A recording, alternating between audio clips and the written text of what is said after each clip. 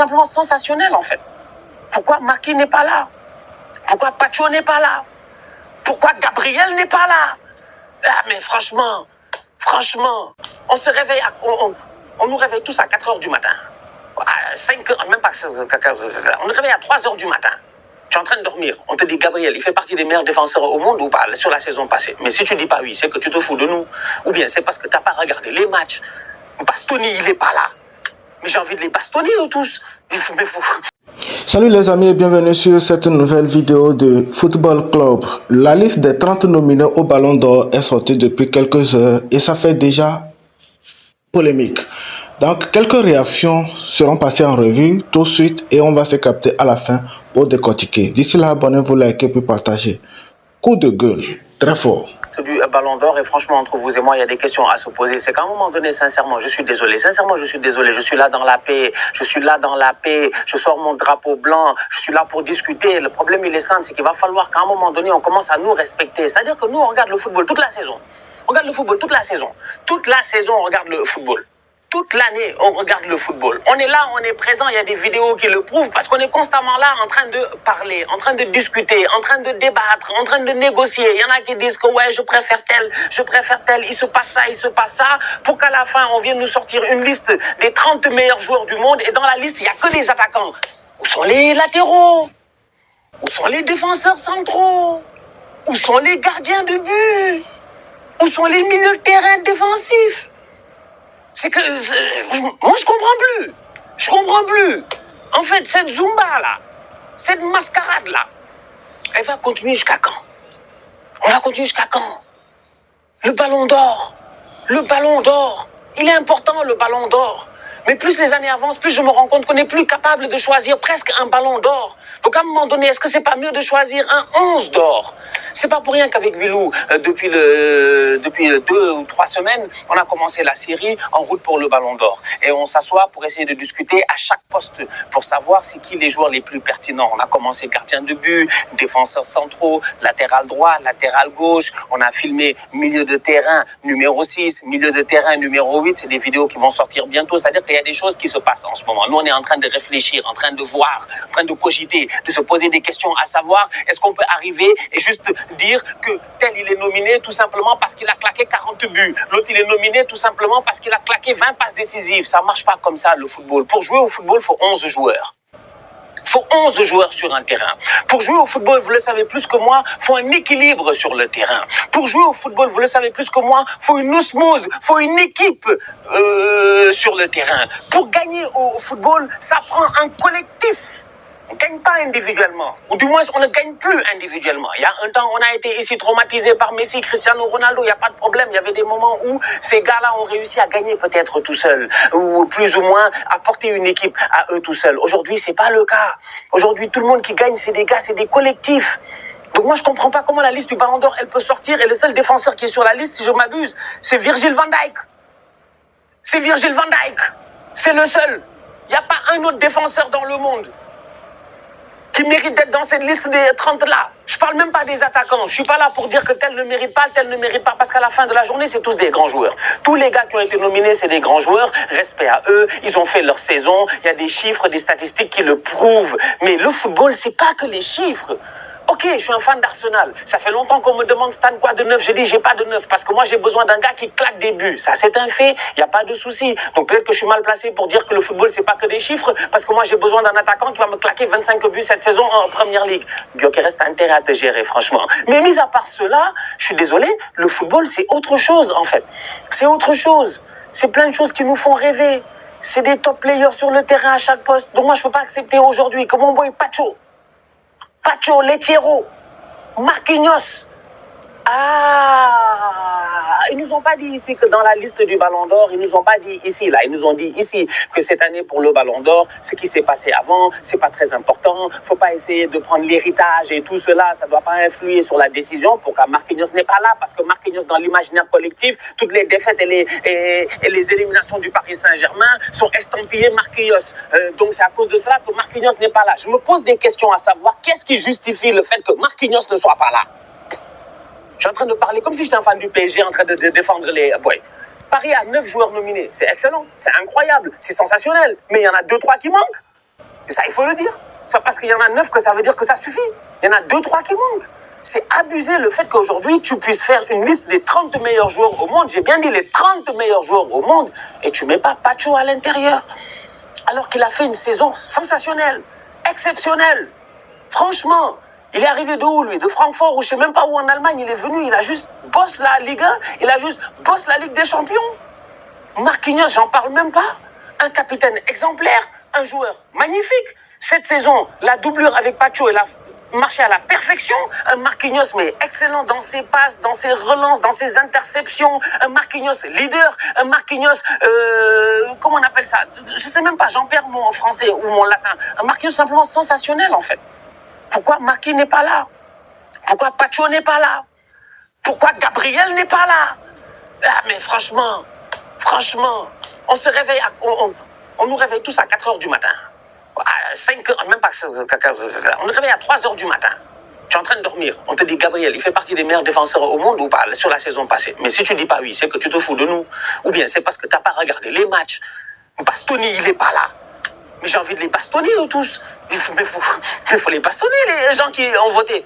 Non, mais franchement, sincèrement, blague à part. Mais respectez-nous. Moi, je comprends plus le Ballon d'Or. Chaque année, déjà, tu allumes ta télé pour regarder le Ballon d'Or. Il y a des gars, ils sont invités au Ballon d'Or. Tu comprends pas pourquoi ils sont invités au Ballon d'Or. Déjà, eux, ils invitent des gens que tu comprends même pas. Il y a des gars, ils ont jamais ils n'ont jamais regardé un match de football de leur vie. Ils n'ont jamais regardé un match, je dis bien, de la saison, outre peut-être les matchs de leur club. Mais ils sont nominés ou ils sont pas nominés. Ils sont invités au Ballon d'Or. C'est ça qui montre en fait que je suis désolé. J'en arrive à la conclusion que le Ballon d'Or, c'est Strass et Payet.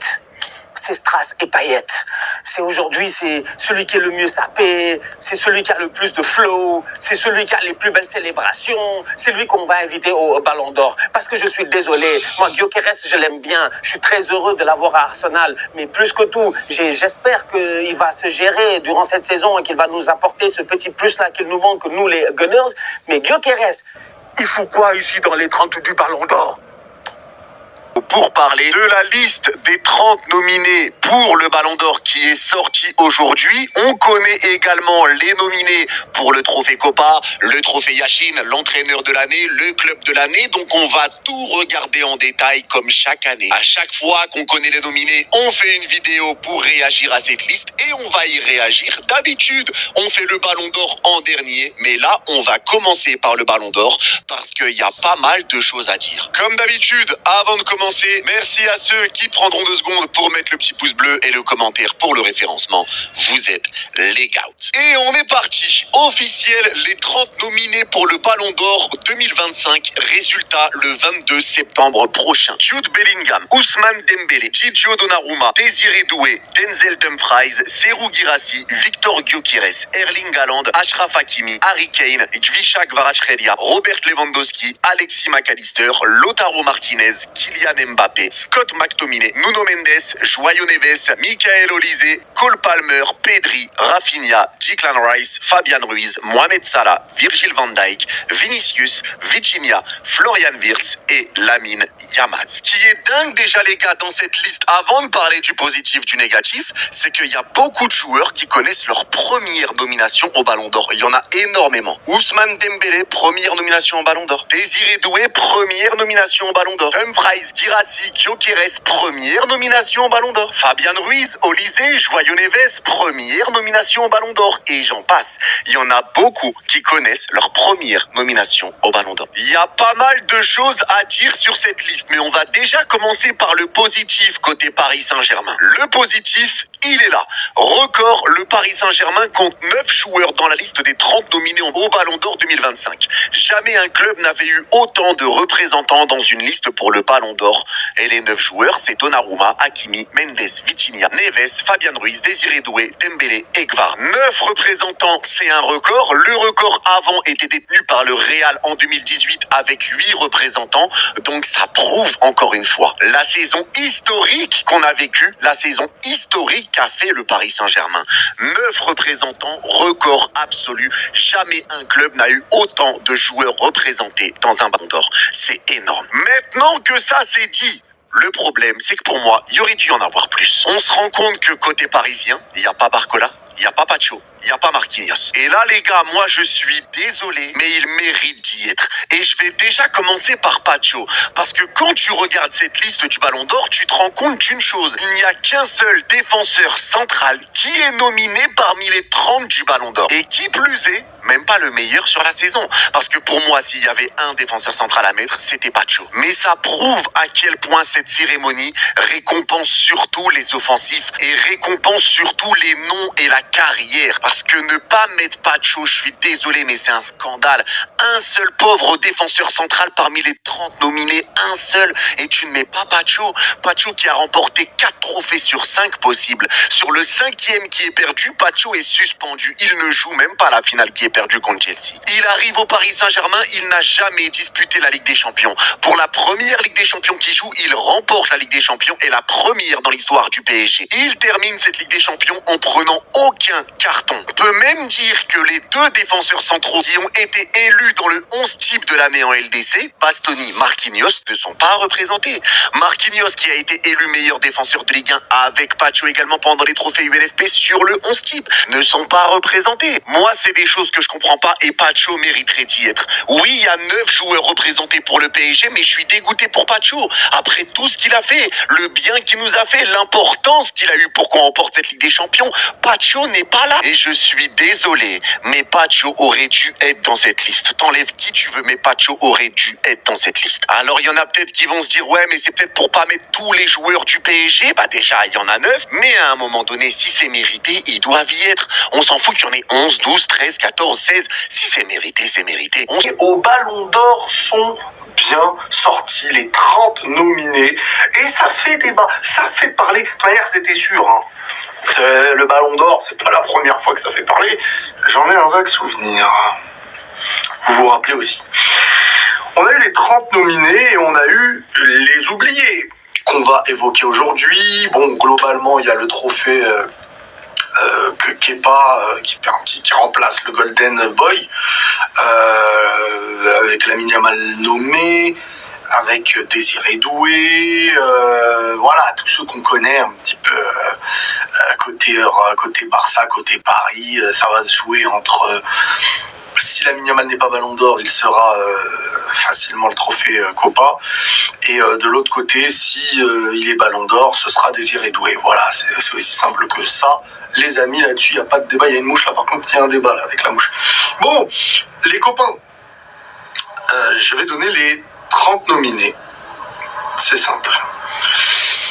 On a Jude Bellingham, Ousmane Dembélé, Gianluigi Donnarumma, Désiré Doué, Dumfries, Guirassy, Gyökeres, Haaland, Hakimi, Kane, Kvaratskhelia, Lewandowski, McAllister, Martinez, Lautaro, Kylian Mbappé, McTominay, Nuno Mendes, Joao Neves, Olise, Cole Palmer, Pedri, Rafinha, Declan Rice, Fabian Ruiz, Mohamed Salah, Virgil van Dijk, Vinicius Junior, Vitinha, Wirtz et Lamine Yamal.